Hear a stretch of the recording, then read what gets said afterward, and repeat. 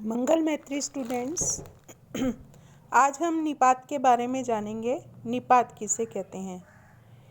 हिंदी में कुछ अव्यय पद ऐसे होते हैं जो किसी शब्द के बाद लगकर उनके अर्थ में विशेष प्रकार का बल भर देते हैं, यानी हम उसके ऊपर जोर देकर के उस बात को कहते हैं। ऐसे अव्ययों को निपात या अवधारक कहते हैं। जैसे हमने कहा कि राम भी आ रहा है, वह तो चला गया, उसने मेरे से बात तक न की। तो यहाँ ऐसे 3 शब्द हैं जहाँ पर हम जोर दे रहे हैं। जैसे राम भी आ रहा है, यहाँ हम भी पर बल दे रहे हैं। वह तो चला गया, तो पर भी। फिर उसने मेरे से बात तक न की, तक पर भी। तो ये जो तीनों शब्द हैं, भी, तो, तक, ये शब्द निपात हैं।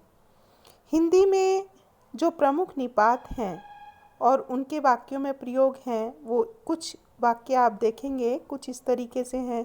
जैसे भर निपात है, मैं उसे जानता भर हूँ। तक, उसने चिट्ठी तक नहीं लिखी। तो कुछ भी कहो, वह पढ़ता तो है। फिर भी, मैं भी तुम्हारे साथ चलूँगा। मात्रा, अच्छा आचरण मात्र व्यक्ति को सम्मान दिलाता है। फिर ही, मैं भी कोलकाता ही जा रहा हूँ। तो यहाँ ऐसे कुछ अव्यय हैं जिन पर जोर देकर विशेष बल देने के साथ बोला जाता है, तो उन्हें निपात या अवधारक कहते हैं। जैसे भर, तक, ही आदि।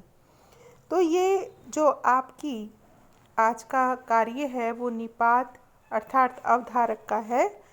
और कुछ आपको मैं सेंटेंस भी भेज रही हूँ, तो वो सेंटेंस भी आपको करने हैं पूरे। उसमें आपको निपात भरना है। जो निपात कार्य है, जो जहाँ जहाँ निपात भरे जा सकते हैं, वहाँ वहाँ आपको सही निपात भरने हैं। ठीक है, ये काम आप आसानी से कर लेंगे क्योंकि बहुत सरल वाक्य हैं। और निपात भर कर के आप उसका अभ्यास करिए और अपनी उत्तर पुस्तिका में इस काम को करें।